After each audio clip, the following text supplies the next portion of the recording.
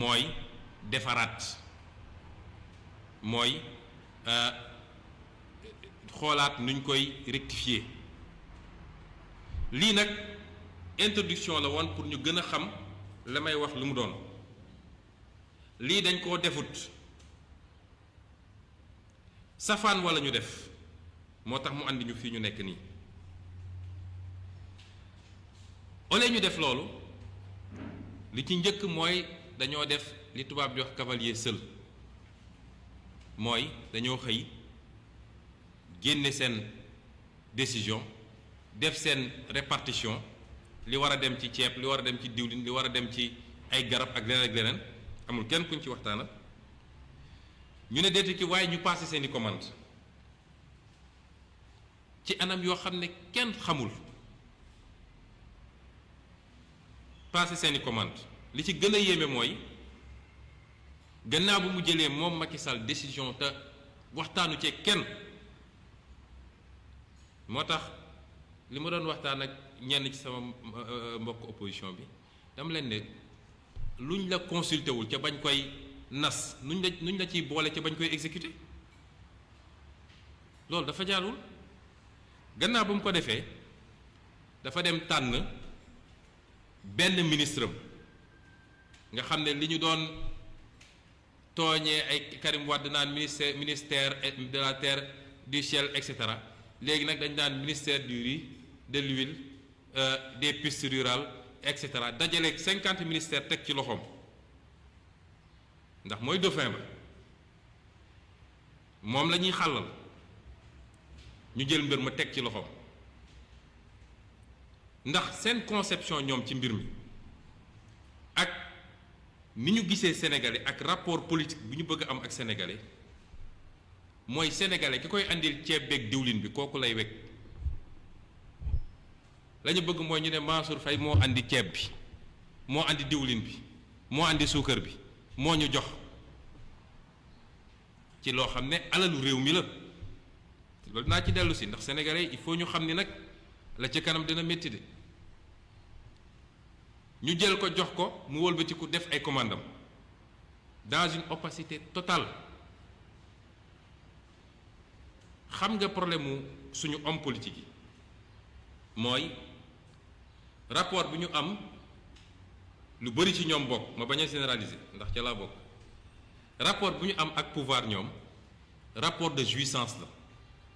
moo tax du ñu mus a wax nguur la ñuy wax nguuru mooy suñ ma falee dama war a noos rek suñu homme politique yi ñu ci bëri ci ñoom bokk ñooy xeet goo xam ne ku ju doon sukuraat ci lalam sax ñu ne ko alalu réew maa ngi ne di rom dina jóg comp ci wàllam doog a ñëw de continuer sukuraatam moo tax la ñu waroon def mooy au lieu ñu def ay transfert d'argent nga xam ne laajul louer camion laajul louer camion laajul commander ceeb laajul commander diwlin laajul commander suukar te ak foo ko munti nattee moo ëpp njëriñ benn moo ëpp sutura ndax dem ci koñ yi dajale nit ñi ñu ran ñu leen di séddale ay ceeb image yooyu dafa rafetul sax ci Afrique ci 21e siècle bi ñu nekk amul sutura nit boo koy dimbale da nga koy suturaal it ñaareel bi mooy ménage yu sénégalais yi bëri na loo xam ne soxla nañ ko lu wuteeg ceeb am na koo xam ne tey nee nañu déplacement bi wàññi nañ ko te moom problème mu tension la am wala diabète soxla naa mën a jënd garabam nit woo na ma booru Fuuta ne ma ñun suñu joxee ceeb lañ koy doyee ñun am nañu ceeb ba noppi ñetteel bi mooy noonu nga gën a mën a dugalee xaalis ci économie bi parce que soo defee transfert sénégalais bu nekk jot li mu war a jot dem ci boutique koñam wala marché koñam jënd moo gën fuuf parce que économie bi yaa ngi koy dundal ñi yoroon seen stock mën a jaay moo gën nga dem jël sa benn waay fële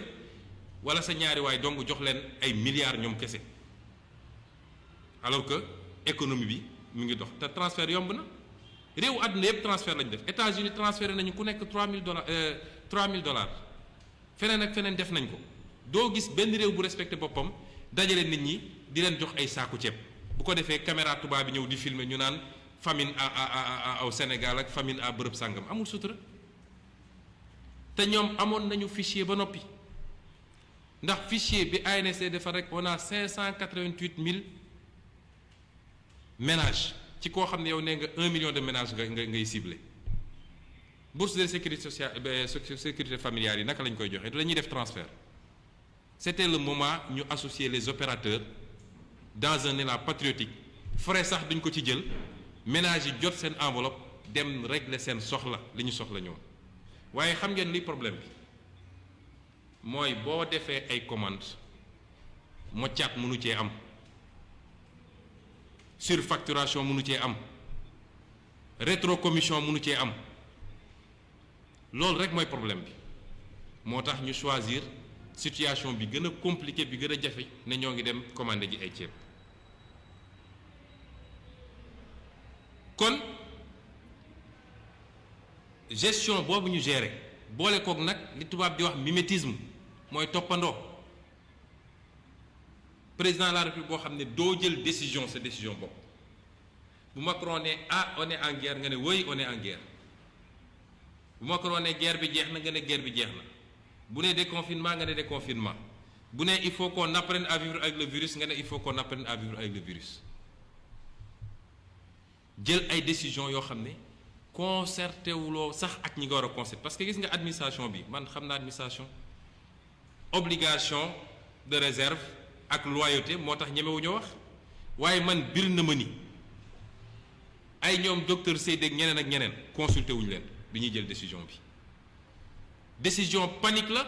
parce que moom ci boppam xam na ni li ko renseignement généraux mi jox ak li ko ay partenaires étrangers am jox ndax gis nañu ab document boo xam ne dëgg la wala du dëgg waaye document la boo xam ne nee nañu ci ay services officiels yu France jóge woon lii la dañ ko annoncé woon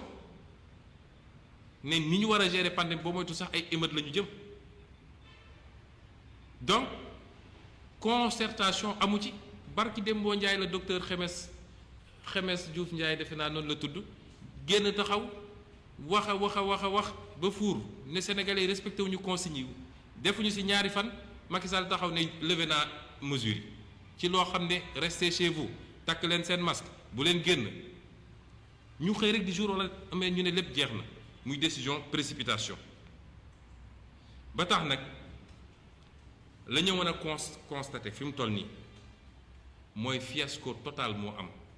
ci ni ñu gérer crise bi ndax amul lu mënoon justifier ñu jël décision bi tey Sénégal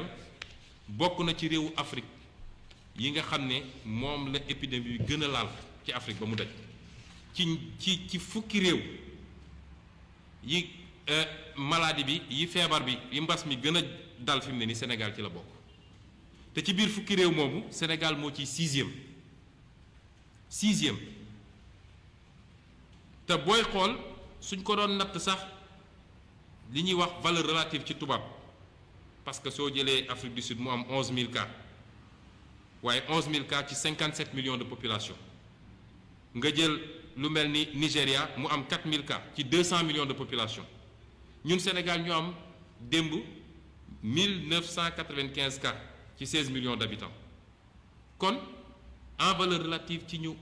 gën a impacté la ñu bokk fi mu toll nii ba pare nag feebar bi di gën a garaaw sànq rek bi may yéeg gis naa seen communiqué tey ñu ne 110 cas la ñu génne tey kon yow bi ñu naan ñaari cas la ñu am ak benn cas nga xëbal Sénégal yëpp ba kenn ñi mettul noy daal di jël say mesures tey ñu ne ñi ngi jege ji li ñuy wax pic parce que épidémie dafa am fu muy commencer di yéeg ba sori doog a mën a wàccaat point boobu gën a kawe nga xam ne su fa yeggee lay doog commencer wàccaat eggaguñ fa ñun Sénégal lan moo war a mën a justifier Macky Sall xëy rek ne aywa lay problème bi mooy ni ñu gérer crise bi depuis le début baaxul gis nga am réew boo ñàkkee doole da nga koy xam bi crise bi commencé ñu annoncé feebar bi Chine wax naa ko publiquement bi nguur gi jëlee décision ne ñoom mënuñoo delloosi wala duñu delloosi Sénégalais yi nekkoon fa crise ba amoon muy Wuhan man nee naa d'accord naa ci décision boobu dama ko wax publiquement ñëpp dégg ko parce que léeg-léeg da ngay ñeme li ngay wax doo seet lan moo neex nit ñi li taxoon ma wax ko mooy feebar fa mu déclaré wu feebar boo xam ne wàllaateem dafa gaaw day law diine wax na ko science wax na ko fu mu déclaré wu rek foofu nañ ko mettre en quarantaine bu kenn génn bu kenn dugg ñu essayé ko tënk foofu moo gën ñu bàyyi ko mu law ba ni mu mel tey ci àdduna waaye dama ne woon ci kaw mu ànd ak ñaar benn bi mooy nañ leen taxawu ba ñu yëg ni taxaw nañ leen su dee daj fajar sax ñu yónnee médecin yu leen di suivre foofu ñu yónnee ko di nekk en contact ak gouvernement chinois ba xam ndax ñu ngi leen di toppatoo ni ñu leen war a toppatooy su dee dañoo nekk ci jafe-jafe ñu jàppale leen financièrement waaye li mu waroon àndal dëgg-dëgg mooy boobu la Sénégal waroon tëj ay frontières am courage politique foofu lañ ko waroon amee tëj suñuy frontières bàyyi transport de biens et marchandises moom mën na continuer gis nga loolu bu ñu ko defoon tey duñu toog fii di wax ay 110 cas ak 120 cas boobu la ñu waroon tëj suñu frontière bu ñu ko waxoon duñu toog naan état d'urgence duñu toog naan dinañu bàyyi sénégalais yi ñu continuer dox seeni soxla ñu fexe nag ba lii nga xam ne mooy mesure de prévention yi ñu respecté ko kon duñu daan soxla 1000 milliards 100 milliards sax duñ ko soxla 100 milliards duñ ko soxla waaye toog di seetaan ba mbir mi ne sëlëm ci biir réew mi ñu paniqué nag jël ay décisions yoo xam ne nattuñu ko ci jamono jooju ñu ko doon jël loolu moo leen def fi mu toll nii kon problème am na te du problème bu ndaw mooy volte-face bii mu def barki démb dafa am conséquences yu doy waar yu muy am mooy ci jamono joo xam ne ñi ngi jëm ci pic bi feebar baa ngi gën a garaw dafa mel ni Macky Sall dafa ne Sénégalais yi jébbal naa leen feebar bi nu ngeen xam def leen abandon de responsabilité démission incompétence manque de courage politique ci njiitum réew te li ko andi yëpp mooy ca njëlbeen ba wax naa leen ko dégg naa ñu naan askanu Sénégal la dañoo indiscipliné déedéet askanu Sénégal jox na Macky Sall lépp deselu ko dara nañu waxante dëgg rek askanu Sénégal lépp jox nañ ko Macky Sall ndax bi mu nee 1000 milliards la soxla askan wi daf ko ne aywa ci 1000 milliards yooyu déjà leb nañu 575 milliards yoo xam ne leb nañ ko ba noppi kan moo koy fay askanu Sénégal a koy fay yow tailleur bi yow baykat bi yow fonctionnaire bi yow journaliste bi yow ambulant bi xamal ni yow yaay fay 575 milliards boobu jógewul ci poche Macky Sall moo tax kuñ fi jox saako ceeb nga ne jërëjëf da ngaa xamul koy wax jërëjëf sa alal la dafa war a dellu si yow donc jox nañ ko loolu wëlbatiku mu ne damay def état d'urgence sénégalais ne ko d'accord mu ne damay def couvre-feu nga xam ne dara justifié loon couvre-feu 80% wala lu ko ëpp ci contact humain yi bëccëg lay am guddi gi kay xanaa doxkatu guddi yee ko moom te soo tëjoon baar yi tëj danse yi ñi tëj restaurant yi dox guddi gi jeex nga dajale nga tëj nit ñi jël force de l'ordre yi sonal leen ci mbedd mi ci ngelaw gu métti goo xam ne alors que bëccëg bi nit ñaa ngi dox ñu ne déet mu ne dama soxla ñu defal ma loi d'habilitation benn sénégalais contesté wul nun de waxoon nañ leen ni baaxul nga ñëw yokkaat loi bi violer constitution jaaroo assemblée nationale ba léegi benn sénégalais waxul kon dama naan gàcce ngàlle askan wi tey dañuy delloo njukkal askanu Sénégal mun na am ay ñaxtu loolu mënul ñàkk waaye warul tax kilifa réew njiitum réew su dee jàpp nga ni lii moo gën ci askan wi nga dellu gannaaw tey lu xew États-Unis lan moo fa xew ay américains yi génn président Amérique jàppale leen Donald Trump di défier autorité gouverneurs yi. Amérique gouverneurs yi ñooy président de la République parce que fédération la waaye est-ce que dafa tax gouverneurs yi dellu gannaaw déedéet tant que ñi ngi jàpp ni lii moo gën dañ koy def. Askanu Sénégal ñu ngi leen di jaajëfal di leen rendre hommage di ko commencer nag ci personnel soignant bi muy fajkat yi wax dëgg yàlla sonn nañu te dem teguñu leen ci condition ñu mën a defee seen liggéey sonn nañu trop te séddewuñu xëccoowuñu fi per jëm damay dem superviser ni ñuy joxee ceeb ñu ciy xëccoo ay per jëm ñiy nekk ci hôpitaux yi suba ba guddi bàyyi seen njaboot ba pare nekk risque ñu contacter leen à tout moment ma leen delloo njukkal bu baax a baax a baax